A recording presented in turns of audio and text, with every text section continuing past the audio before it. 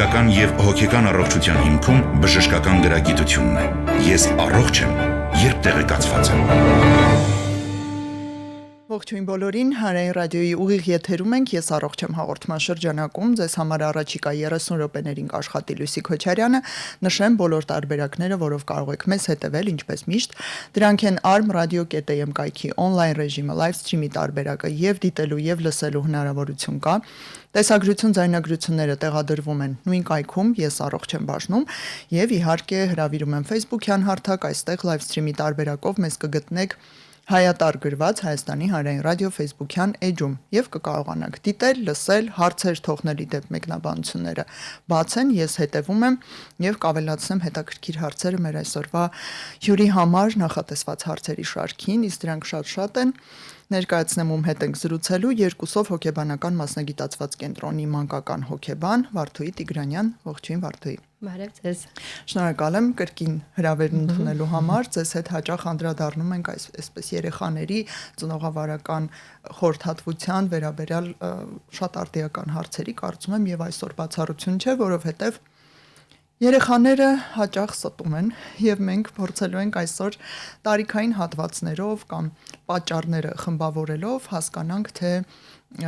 որտեղից է ծագում երեխայի ստելու պահանջմունքը կամ հետո վերածվում է իդեպ սովորության արդեն, եթե լավ է ստացվում։ Այո։ Մանիպուլյացիաների ինչու ոչ ու նաև հուշենք ծնողներին, թե ինչպես կարող ենք մենք արձագանքել, որ չվնասենք, արդյունավետ լինի կամ արդյունք ունենայի վերջո մի օգուտ տա մեր այդ արձագանքը եւ չլինի պարզապես ինքնանպատակ բարկություն, որն իդեպ ցավոք սրտի էլի որպես ծնող կարող եմ նշել ու շատերը կհամաձայնեն, մենք ուղղակի անզորությունից չիմանալով ինչպես աշխատել երեխայի ստելու հետ, մենք հաճախ ուղղակի բարկանում ենք եւ հայտարարում ենք, դե ստել չի կարելի հատկապես ծնողներին, այդ հատկապեսը, որ ընդհանրապես չէ, սպանում է երբեմն երեխաները չեն հասկանում, իսկ ինչի մյուսներին կարելի է եւ պետք է երբեմն թաքցնել ինֆորմացիա, իսկ այդ ծնողներին ոչ։ Ահա, եւ այսպես ամենահաճախ հանդիպող հարցը, ինչու են առհասարակ երեխաները ստում, փորձենք հատվածների բաժանել եւ նախ անդրադառնանք փոքր տարիքի երեխաներին։ Նախադպրոցական եւ այսպես միգուցե սկսած 2 տարեկանից երբ է նկատվում սուտ է երեխայի մոտ։ Հենց երեխան սկսում է խոսել ու հասկանում է ինչ որ կարողանում է իր միտքը ձևակերպել, իր ցանկությունները ձևակերպել, կարող է նաև ստել, հա, բայց պետք է իսկապես տարանջատենք տարիքային առանձնահատկությունները, որ նախադպրոցական տարիքում հիմնականում պետք չէ փնտրել ստի տակ գիտակցված մոտիվ, հա, երեխայի կողմից նախադպրոցական տարիքում հիմնականում ստի պատճառները կարող են լինել օրինակ իրականության եւ երևակայական աշխարհի սահմանների չտարբերակելը երեխայի մոտ երևակայության զարգացման նորմալ փուլի հետևանք կարող է լինել սուտը երբեմն արդեն երբ որ մի քիչ ավելի մեծ նախադպրոցական տարիքում է կարող է լինել ուղղակի սեփական պահանջմունքները բավարարելու միջոց օրինակ ինքը ուզում է պաղպաղակ ուտել եւ ամեն ինչ կարող է անել այդ պաղպաղակի համար կամ եթե կերել է ու գիտի որ կարող է պատժվել դրա համար կարող է եւ թաքցնել այսինքն այստեղ մի քիչ կարելի է խոսել գիտակցված ստի մասին նախադպրոցական տարիքում բայց դրա պատճառները այդքան խորը չեն եւ վախենալու չեն դեռևս Օրինակ կրծեր դպրոցական տարիքում դիցուկ մինչև դեռահասություն դեռ այդքան սարսափելի չեն տեսեք եթե նախադպրոցական տարիքում դրանք պարզապես սահմանների դեռ չճանաչելու հարցն է կրծեր դպրոցական տարիքում արդեն երեխաները քիչ թե շատ գիտակցում են ստի վատ լինելը հա սոցիալապես անընդունելի արարքը գիտակցում են բայց կարող են էլի դիմել ստին որովհետև պաշտպանում են իրենց սեփական անձը, որովհետև օրինակ չափազանց մեծ է պահանջները երեխայի նկատմամբ ու երեխան կարող է ստել, որպեսզի համապատասխանի ծնողի պահանջներին։ Օրինակ, ասենք, պատմել ծնողին իր դասընկերոջ հաջողությունների մասին, ներկայացնելով դա որպես սեփական հաջողություններ։ Դրանով ցույց տալով, որ ես էլ կարող եմ ու ես համապատասխանում եմ ձեր պահանջներին, այստեղ պետք է մի պահ ծնողները իսկապես հասկանան, որն է իրենց մեղքը եւ ինչու է ավելին իր պահանջները, քան երեխայի հնարավորություններն են այդ պահին։ Կամ կարող է երեխաները ստեն ուշադրություն գրավելու համար, որովհետև ծնողը բավարար ուշադրություն գուցե չի հասցնում տալ երեխային եւ սուտը երեխայի կողմից ուշադրության գրավելու միջոց կարող է լինել։ Այստեղ վատ երանգի սուտ է հաճախ հորինվում, ուզում եմ հասկանալ բացասական երանգով է ուշադրությունը կորզվում, թե դրական էլի ինչ որ բան իրեն վերագրելով։ Երկուսն կարող է լինել, երբեմն երեխաների դեպքում իրենք չեն մտածում դա բացասական է, կարևորի ուշադրությունը, նույնիսկ բացասական ուշադրությունը։ Երկրորդ պլան է մղվում, թե այո, չեն իրանք գիտակցում, որ իրենք դրանից կարող է ծնողի բարկությունը դրանով շահեն, բայց ամեն դեպքում ծնողը ինչ որ ուշադրության տարեր, ինչ որ արձագանք տալիս է երեխային։ Սա էլ կարող է լինել։ Ինչ ենք նկատում, ելնելով իհարկե այս դեպքում ձեր անձնական փորձառությունից, մասնագիտական պրակտիկայից, Հայաստանում ծնողներն ավելի շատ քանակով պահանջներ են դնում երեխայի առաջ, թե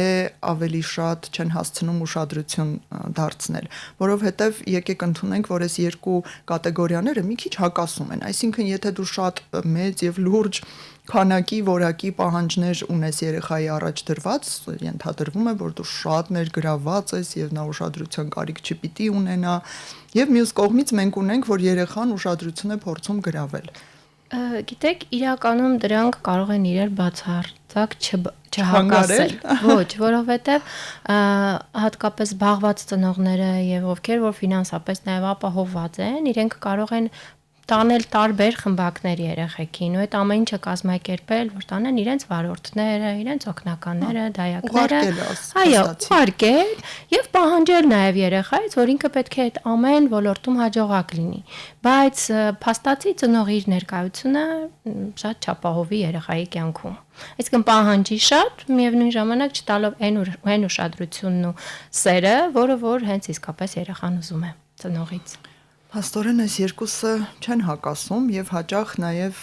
լրացնում են իրար, որովհետեւ եթե ծնողը շատ է աշխատում, ենթադրվում է ֆինանսական ավելի ներգրավվածություն եւ ռեսուրսներն ուղղել ու պահանջներն էլ ըստ այդմ մեծանում են։ Այսքան անում եմ քեզ համար, քեզանից է պահանջում եմ օրինակ որ դու լինես գերազանց բոլոր ոլորտներում, դասարանում եւ այլն։ Լավ, այս դեպքում ինչ անել ըստ տարիքային կատեգորիաների, օրինակ, ինչպիսի արձագանք տալ նախադպրոցական փոքր տարիքի երեխայի ստին։ Մտավախությունները հարցերից էլ այդպես եմ զգում, այնպիսին են, որ եթե մենք չաշխատենք մինչև դպրոցական տարիքը, արմատախիլ չանենք այդ ստելը թեկուզ երևակայական բնույթի, հետո դա արդեն վերածվի սովորության եւ կենսակերպի երեխայի մոտ։ Ինչ անել, սկզբում անդրադառնանք փոքր երեխաներին։ Իրականում ամենակարևորը չպիտակավորել երեխաներին, անվանելով նրանց ստախոս, որ դու ստախոս ես, դու ինձ ճիշտը չես ասում եւ մտնել մրցակցության մեջ երեխաների հետ ու ապացուցել, որ դուք եք ճիշտ։ Ինքը ստում է, դուք գիտեք, որ ինքը ստում է։ Այսինքն ոչ այստեղ մրցակցություն չէ, ծնողի դերը ոչ թե նա է, որ ապացուցի երեխային, որ այո, ինքը ստում էր եւ ես դա պարզել եմ, այլ ցույց տալ, որ տեսնում եմ, որ օրինակ գիտես, արի միասին հասկանանք, որն էր իրականը այս ամբողջ պատմության մեջ, որն էր, որ օրինակ դու կուզեիր, որ այդպես լիներ, կամ արի հասկանանք ինչի դու որոշեցիր ստել, ինչը քեզ դրթեց, որ ինձ ճշմարտությունը չասես։ Ամեն տարիքում շատ կարևոր է ստեղծել վստահելի եւ հարգալից հարաբերություններ երեխայի հետ։ Եթե երեխան հասկանում է, որ ինքը ճշմարտությունը ասելով չի պատժվի չափազանց մեծ պատժամիջոցներով, որ ինքը ընդունված եւ սիրված է իր ծնողի կողմից, անկախ իր արարքից, յուրաքանչյուր տարիքում այս մթնոլորտը, այս միջավայրը ստեղծելով ծնողը կկարողանա հասնել հաջողության։ Իսկ եթե բարկանա, ապացուցի ամեն կերպ, որ ինքը ճիշտ է, իսկ երեխան ստախոս է, վատն է, նրանով ավելի կխորացնի երեխայի ստելու կարիքը, որովհետև երեխան ստելով պաշտպանում է իր անձը։ Ինչ որ կարիքներ է հոգում եւ միանշանակ ստի տակ թաքնված են մի շարք պատճառներ։ Եթե նույնիսկ նախադպրոցական տարիքում դա երևակայության պահանջմունքի, այսպես ասած, իրացումն է, որ մարդը կարող է ինչ-որ բան երևակայել, հորինել նաև Երևակ, եթե երևակայության տարիքում ստի պատճառը հենց դա է, այստեղ երեխայից պարզելու ճիշտն է ասում, թե սխալ իմաստ չկա, որտեղ երեխան չի գիտակցում այդ սահմանը երևակայականի եւ իրականի եւ դրա հետևից ընկնել չարժի։ Դա զարգացման փուլ է եւ ընդհակառակը կարելի է պատմություններով երեխայի հետ մտնել խաղի մեջ, պատմություններ պատմել, որպեսզի երևակայության զարգացումը ել ավելի sense բուրըն ընթանա երեխայի մոտ։ Սրանից վախենալ պետք չի։ Հետաքրքիր, այո, այս տարիքում իհարկե, հետո ավելի նախադեռասական ու դեռասական տարիքին էլ կանդրադառնանք, որովհետև այստեղ վտանգները արտաքին աշխարհի եւ սոցիալական դերերի հետ կապված շատ են, բայց հոգեբաններից շատ եմ լսել, որ փոքր երեխայի առաջին սուտը ինտելեկտի նշան է, երբ ինքը սկսում է հասկանալ, որ իր մտքերը դիմացինը չի լսում, մի այսպիսի դիտարկում ունենք, արդյոք վարպետորեն ստելը երեխայի մոտ իրոք ինտելեկտի նշան կարող է լինել։ Թե սա ինքնամխիթարանք է։ Էլի պետք է հասկանալ պատճառները։ Ինչու է, այսինքն ես ճիշտ հասկացա, որ անկախ պատճառներից, եթե երեխան ստում է, առաջին սուտը, այսինքն մենք էլի փոքր երեխաների մասին։ Դեսեք, ինչպես ասացի, սուտը զարգացման նորմալ փուլ է, դեպքում այդ սկզբունքից ելնելով կարող ենք ընդունել, որ այո, նշանակում է, որ երեխան նորմալ զարգացում է ապրում ու նորմալ ինտելեկտուալ դրսևորումներ ունի։ Եթե այս կողմից դիտարկենք, կարող ենք ընդունել։ Գոնե թե երեխան մտավոր զարգացում ունի, խոսելու կարողանում է, հասկանում է, գիտի ինչպես ձևակերպի միտքը, այս ձևով կարող ենք արդեն իսկ լավ է, հատկապես որ մեր օրերում խոսքի հապաղում, մտավոր զարգացման այդ հմտությունները մի փոքր խնդիրներ ունեն եւ հայտնվում են մանկական հոգեբանների սենյակում, այնպես որ լավ, ենթադրենք նախադպրոցական տարիքում սա այդքան էլ վտանգավոր չէ։ Մի շատ հետաքրքիր հարց էլ ընթերցեմ, ինչպես գծել սահմանը այն ստի, որը անվնաս է, նույնիսկ որոշ դեպքերում պետք է, ստից, որը կարող է վնաս պատճառել։ Օրինակ, կան դեպքեր, որ երեխայի անվտանգությունից ելնելով ես ինքը սովորեցրել եմ, որ պիտի ստել։ Այստեղ հասանք արդեն ավելի մեծ տարիքին։ Դպրոցում տարբեր ավագ դասարանի երեխաների հետ առնչություններ, ինչու ոչ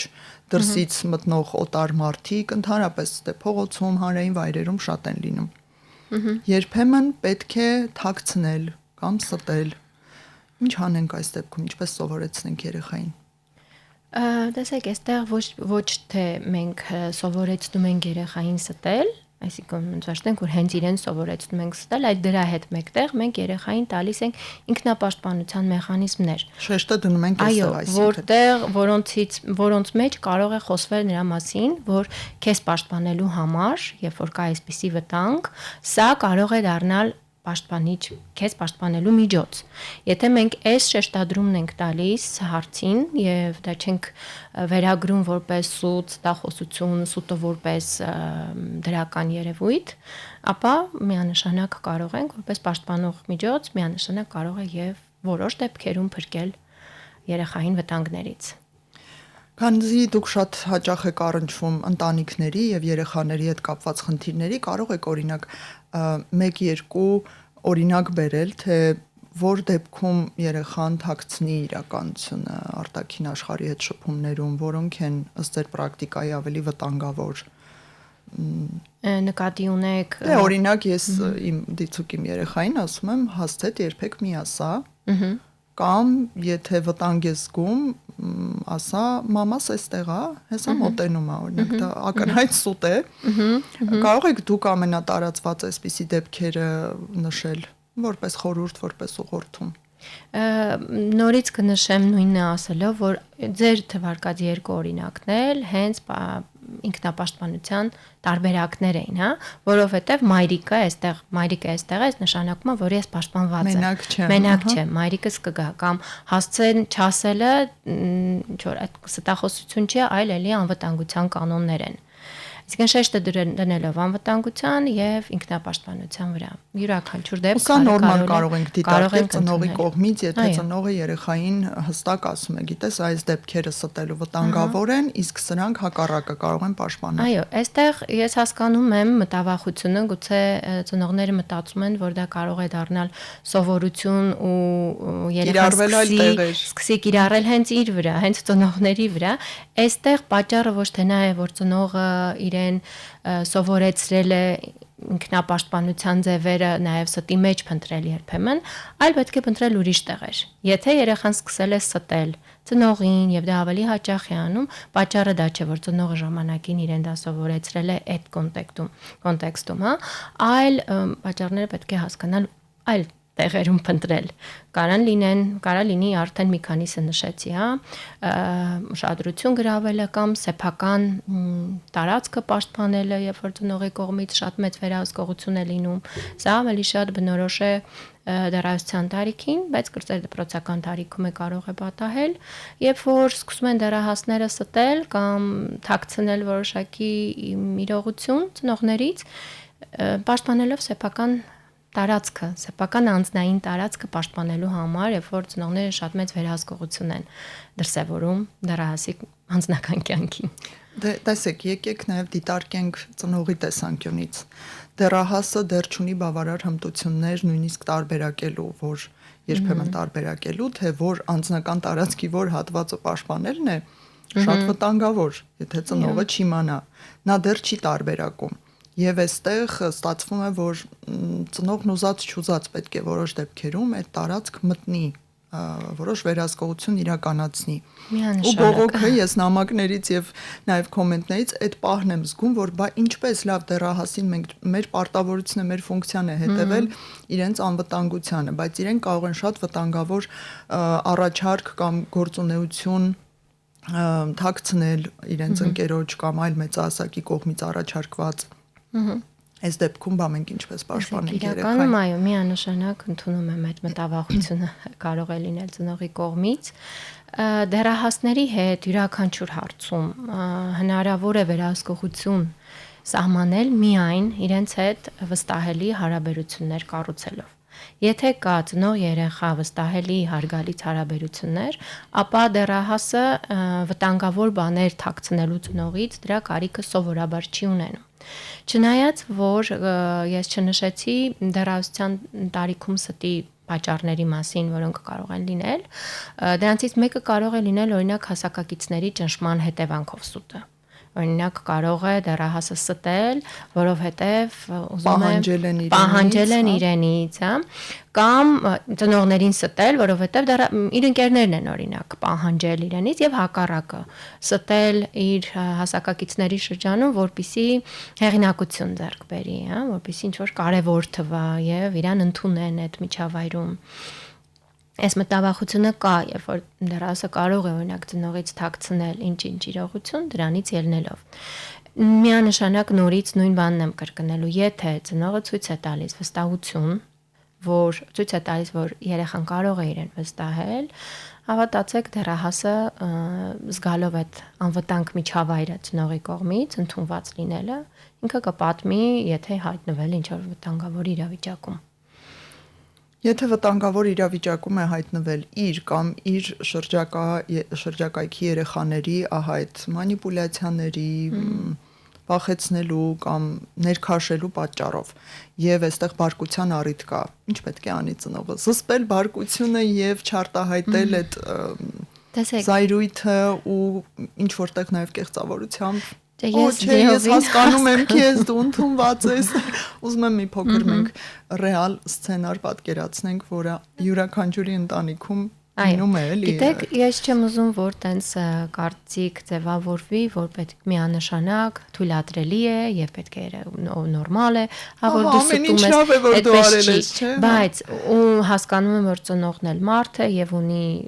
իր հույզերը ու հաճախ կարող է դրանք չկառավարել։ Բայց այստեղ մի կարևոր բան է գալիս, բարկությունը, բարկությամբ արտահայտել այդ ամեն ինչը, պատժելը, ստախոս անվանելը, չգիտեմ, ասել, որ դու իմ տանն ես, պիտի ինձ ամեն ինչ պատմես, այս ամեն ինչը չի բերելու նրան, որ երեխան պատմելու է հետո ծնողին, ընդհակառակը ավելի է հեռացնելու երեխային ծնողից ու ավելի է խորացնելու ստելու հավանականությունը։ Ինչպես նաև, բայց միևնույն ժամանակ ուզում եմ ասել, որ այնպես չի, որ ծնողը պետք է ուղղակի ընդունի, ասի լավ, շատ լավ է, հասկանում եմ, ընդունում եմ, բայց միևնույն ժամանակ պետք է սահմանները դնի, որովհետև այնպիսի արարք կարող է դեռասի կողմից կամ երեխայի կողմից արված լինի, որ անընդունելի է։ Իսկ դրան սահմանափակումներ, պատիժներ միանշանակ ծնողը պետք է տա։ Ուղղակի դրա ձևն է կարևոր, ինչպես սկզբում ընդունել, հասկանալ, ցույց տալ, որ հասկանում եմ, ընդունում, դու կարող ես այս ամեն ինչը զգալ, բայց կան սահմաններ, կան կանոններ, կան պահանջներ, որոնց դու պետք է համապատասխանես։ Եվ դնել այդ սահմանափակումները։ Այսինքն միգուցե ցուցաբերել, դրսևորել մարդկային եւ չվնասող չափի վրթովմունք, նո սկզբում եթե հնարավոր չէ դա կառավարել։ Նաև ձևերը, բայց հետո արդեն սկսել համագործակցել, ինչով օգնենք, ինչով շտկենք իրավիճակը։ Բայց միևնույն ժամանակ, հա, պետք է ցույց տալ, որևէ սահմանափակ պատիժ չասեմ, բայց պատասխանատվություն եւ որևէ։ Միանշանակ պետք է դնել, որ երեխան հասկանա իր արարքներ ունեն հետևանքներ եւ ինքը կրում է իր արարքների հետևանքների պատասխանատվությունը։ Շնորհակալություն մեզ հուսադրելու համար, որովհետեւ երբեմն երբ լսում ես մանկական հոգեբաններին այնպիսի տպավորություն է, որ շատ վերացարկված են իրականությունից եւ պետք չի բարկանալ, պետք չի, այսինքն բացարձակ ծնողը դառնում է ոչ թե սուբյեկտ, այլ օբյեկտ, որի նկատմամբ երեխան ինչ ասես կարող է անել եւ ինքը պետք է ըստ հարցաշարի վարկ ցուցաբերի, մի քիչ սա անիրատեսական է։ Մի հետաքրքիր այստեղ մեկնաբանություն ունենք, արդյոք պետք է ծնողները ծիծաղեն իրենց երեխաների ստերի վրա ու միտեղ էլ պարծենան։ Ես այստեղ ավելի շատ հարցն ուզում եմ այսպես ուղղել։ Նկատում եք նման երևույթներ, դուք շատ եք աշխատում երեխաների հետ, եւ ծնողները, ասենք, ծաղրում են սուտը կամ Եթե խոսքը վերաբերում է նախադպրոցական տարիքին, գուցե եւ երբեմն ծաղրելը չէ, բայց տենց ուրախանալը, ծիծաղելը, հա, որ այդքան վտանգավոր չի կարող լինել։ Բայց եթե խոսքը վերաբերում է ավելի բարձր տարիքին ու երեխան նկատի, որ իր սուտը քաջալերվում է ինչ-որ կողմից, ամրապնդվում է մեծահասակների կողմից, այո, մեծահասակների կողմից որպես ընդունելի վարք դիտարկվում է կամ ինքն է տեսնում, որ այդ նույն բանը նաև իր ծնողներն են անում, այսա կարող է վտանգ լինել, որ սուտը դառնա արդեն վարքագիծ, այսինքն դառնա արդեն բնավորության գիծ, որտեղ երեխան տեսնում է, որ սուտը իրեն օգուտ է բերում,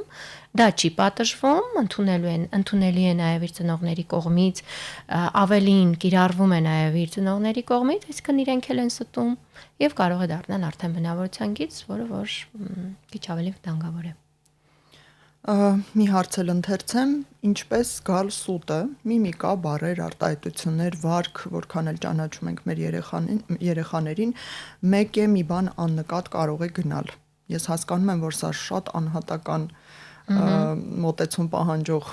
կարծես հարց է, բայց այնուամենայնիվ կան ընդհանուր գծեր բոլոր երեխաների միջև։ Գիտեք, մինչև այս հարցին պատասխանելը մի կարևոր բան եմ ուզում նշել, որ երբեմն ծնողներին թվում է, որ իրենք իսկապես համոզված են, որ երեխան ստում է, բայց միշտ կա հավանականություն սխալվելու եւ անարդար մեղադրելու երեխային։ Դրա համար պետք է մի քիչ զգոն լինել, որովհետեւ անարդարությունը կարող է շատ խոցելի լինել։ Անարդար մեղադրանքը երեխային բավականին բացասական հետևանք կարող է ու նրանք հիշում են, գիտեք, միջև մեծահասակ տարիք, որ ինձ չհավատացին, բայց ես ոչինչ չէի արել, սա։ Ու դա շատ ավելի խորքային հետևանքներ կարող է թողնել հենց իր անձի ձևավորման վրա, ինքնագնահատականի ձևավորման վրա, ինքն իրեն ընկալելու, ծնողին վստահելու կարևոր տեղերում կարող է բացասական հետևանք ունենալ։ Դրա համար պետք է մի քիչ ուշադիր լինել երեխային մեղադրելուց առաջ։ Իսկ հիմա վերադառնամ ձեր հարցին ու երևի ընդհանուր կասեմ, որ ուշադիր լինել երեխայի օրինակ խոսքին, որովհետև ստելու դեպքում շատ հաճախ լինում է, որ երեխան սկզբում այլ բան է պատմում, հետո կարող է փաստերը իրար չհամընկնեն, իր պատմածը, հա, սկզբում ուրիշ բաներ պատմել, հետո ուրիշ բան է պատմում, որոնք իրար չեն համապատասխանում։ Կարելի է հետևել լսել երեխայի ձայնը, որովհետև երեխան ինչքան էլ վարպետորեն կարողանա ստել, մեկը ինքը գիտի, որ վատ բան է անում եւ իր մարմնի լեզուն դրա մասին կարող է հուշել, աչքի կոնտակտ փախցնել, չնայել աչքերի մեջ։ Երբեմն բայց շատ փորձառու դեռահասները հենց կարող է հենց աչքերի մեջ նայեն ու ստեն։ Նրանք սովորում են արհեստական բանականությունը ինչ ասես կսովորի։ Միանշանակ չէ, բայց մի քանի բան համադրելով գուցե եւ հնարավոր լինի բարձել։ Ձայնի տոնայնությունը, հա, ձայնի դող կարող է լինել, թաքնված անհանգստությունն ու վախերը կարող են դրսևորվել, անկանոն վերջույթների անկանոն շարժ կարող է դրսևորվել։ Այդ ամենը համադրելով կարելի է արդեն եզրակացնել։ Բայց չմոռանալ, որ մնում է հավանականություն նրա, որ երեխան այնուամենայնիվ չի ստում եւ այո այստեղ բարդ հարցեր են առաջանում, պետք է ստուգել երեխային, պետք է արդյոք, տեսեք օրինակ, եկավ դպրոցից ինչ-որ բան ասած եւ ծնողը ձեր նշած այդ բոլոր դրսևորումներից կասկած է մոտ առաջանում, բայց ոնց որ թե ես զգում եմ մի բան այն չէ։ Արդյոք նվաստացուցիչ չէ երեխայի համար զանգել, ընկերներին հարցնել, դասատուներին հարցնել, այդ ծնողական չաթերում ճշտել։ Երեխաները սրանից էլ են շատ նեղվում, բայց երբեմն այլընտրանք չկա։ Ինչ անել ի վերջո, անել սա թե ոչ։ Տեսեք, սա միանշանակ sense ակնհայտ այդ սահմանների խախտում է եւ ակնհայտ անվստահության ցուցաբերում սեփական երեխայի նկատմամբ։ Եթե մենք ամեն ինչ արել ենք, մենք ստեղծել ենք վստահելի հարաբերությունները, մենք համոզված ենք, որ ոչ մի բաց թողում չունենք այս դաշտում ու հարցը շատ կարևոր է, հա, շատ վտանգավոր կլինի դա չպարզելը, այսինքն այդ դեպքերում թողնել ծնողի գիտակցմանը, եթե ամեն ինչ արել է ու ամեն դեպքում ունի այդ մտավախությունը, եթե խոսքը վերաբերում է երեխայի անվտանգությանը, միանշանակ ծնողի արարքները ընդունելի կարող են լինել երեխային պաշտպանելու համար։ Իսկ պետք է երեխային դա ասել, օրինակ խոսել ասել, գիտես կներես, բայց սա պետք է պարզել։ Այո, դա չանել թաքուն, այլ ասել թե ինչի համար, ինչ մտավախություն ունեք, ինչից եք դուք վախենում, սեփական հույզերից խոսել, ցույց տալ, որ ես չունեմ այլ տարբերակ, ես սա պետք է անեմ, ամեն դեպքում գոնե զգուշացնել երեխային դրա մասին։ Թաքունը էլի կարող է վիրավորական ու նվաստացուցիչ լինել, սա իսկապես այսպես է։ Վերջին հարցը վերջին 2 րոպեների համար կարող է վաղ մանկական հասակից կանոնավոր ստելը բնավորություն դառնալ ողջ կյանքի համար եւ արդյոք եւ ինչ միջոցներով է հնարավոր դրա դեմն առնել։ Մենք մի փոքր սրա մասին արդեն խոսեցինք, բայց այնուամենայնիվ մեծահասակների շրջանում հաճախ ենք լսում, որ պաթոլոգիկ ստախոս է երևի մանկուց։ Այնք մարդիկ կան, որ բնույթով այդպեսին են համարվում եւ այլ ոչինչ չես կարող անել։ Սա փոքրուց է արմատները։ Իրականում հնարավոր է, որ ոչ թե արմատները փոքրուց են, այլ եթե սկսվել է մանկության տարիքում ու ծնողի կողմից անտեսվել է կամ ընդհակառակ ամրապնդվել է այդ վարքը ու երեխան հասկացել է, որ իր սուտը իրեն օգուտ է բերում, ապա միանշանակ դա կարող է ու երբ որ ծնողը տեսնում է, որ սուտը երեխայի կողմից արդեն մանիպուլացնող երևույթ է դարձել, իշահ իրեն երեխային, այստեղ միանշանակ կա վտանգ, որ եթե այդպես շարունակվի, դա կդառնա վարքագիծ, բնավորության գիծ եւ դա կլինի իր մեծահասակ տարիքում նաև իր ռազմավարությունը հարցեր լուծելու իր գործիքներից մեկը առհասարակ ապրելու, աշխատելու, միջանձնային հարաբերություններ կառուցելու, ցավոք սրտի, սա կարող է վերածվել այսպիսի վտանգի, արդյոք մենք ժամանակ ունենք եւս մեկ հարց բարձրացնելու։ Չէ, կիսատ կմնա։ Այդ դեպքում ես հիշեցնեմ, որ մենք զրուցեցինք երկուսով հոգեբանական մասնագիտացված կենտրոնի մանկական հոգեբան Վարդուհի Տիգրանյանի հետ Շնորհակալություն։ Բավականին հուսադրող էր իդեպ, երբեմն ստի երեխայի ստելու հետ կապված խնդիրները անելանելի եւ անլուծելի են թվում, որովհետեւ պետք է parzել, բայց երեխան օրինակ ոչ մի կերպ կոնտակտի չի գնում։ Իդեպ կարելի է նաեւ հոգեբանի չէ դիմել այս հարցով։ Միանշանակ, եթե տեսնում ենք, որ դա հաճախակի եւ պարբերաբար բնույթ է կրում։ Այս լուծումն էլ հստակ կա, արդյունավետ է օրինակ մանկական հոգեբանի հետ։ Միանշանակ հայցով այո, գիտեք, որովհետև սուտը ինքնին խնդիր չէ, սուտը ախտանիշ է ինչ որ այլ խնդրի։ Լավ, շնորհակալություն։ Ձեզ համար աշխատեց Լույսի Քոչարյանը, հուսով եմ ելի կհանդիպենք որևէ կարևոր հարցի շրջանակներում, ցտեսություն բոլորին։ Ֆիզիկական եւ հոգեկան առողջության հիմքում բժշկական գրագիտությունն է։ Ես առողջ եմ, երբ տեղեկացված եմ։